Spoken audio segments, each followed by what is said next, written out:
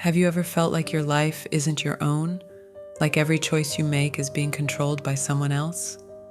That's exactly how I felt for 23 years of my life. I wasn't living for myself.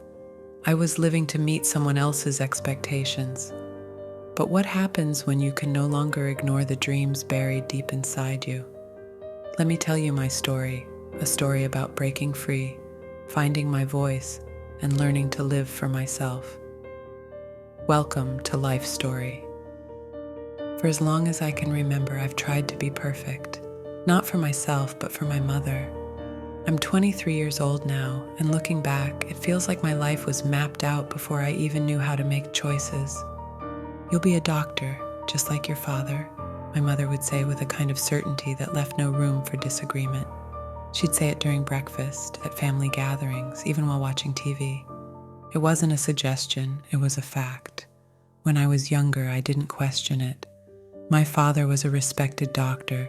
People admired him wherever we went. Patients would call him a hero, someone who saved lives. My mother's pride in him was obvious, and I wanted her to look at me the same way.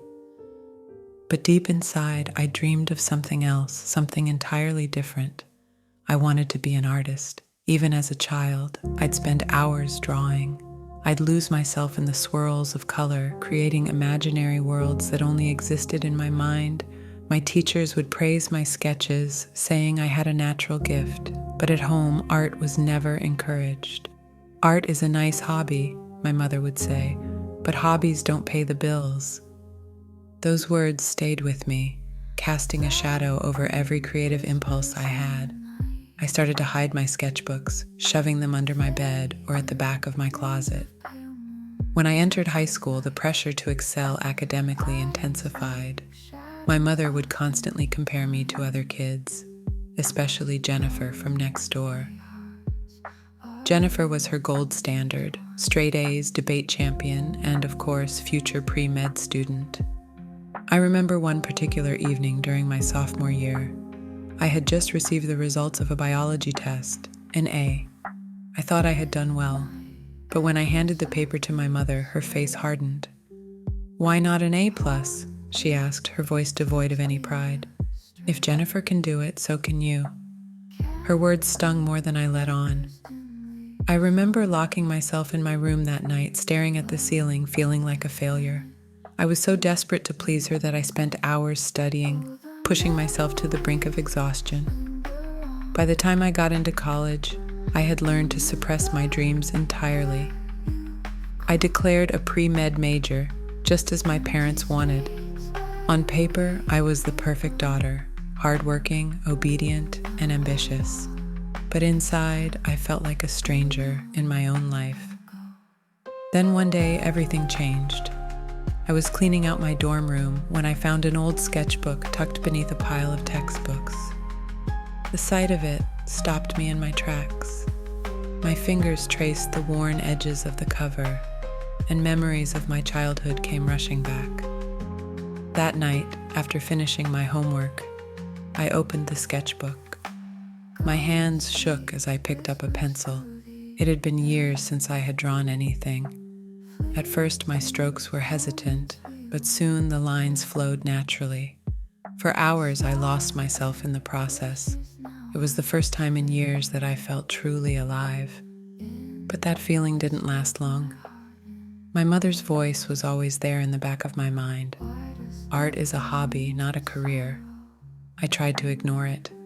I told myself I could pursue art quietly on the side. But as the weeks went by, that spark inside me grew stronger. One evening, my roommate, Kate, noticed me staring blankly at my laptop. "Hey," she said, sitting beside me, "you okay? You look exhausted." "I'm fine," I replied automatically, but Kate wasn't convinced. "When was the last time you did something for yourself?" she asked gently. Her question caught me off guard. I couldn't answer. My entire life revolved around meeting other people's expectations. The breaking point came a few weeks later. I had just failed a chemistry test, a subject I had been struggling with for months. As I sat in my car in the campus parking lot, tears streaming down my face, I felt completely lost. That's when I noticed a flyer on the windshield of the car next to mine. It was advertising evening art classes at a local studio.